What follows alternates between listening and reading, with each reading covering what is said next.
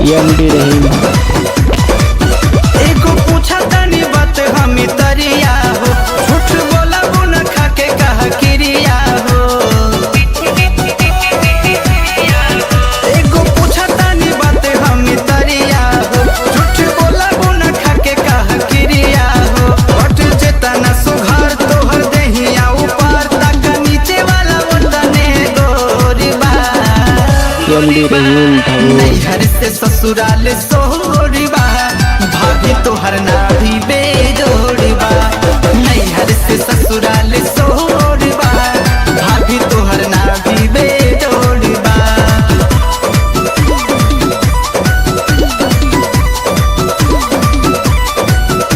MD Rahim studio धगोल।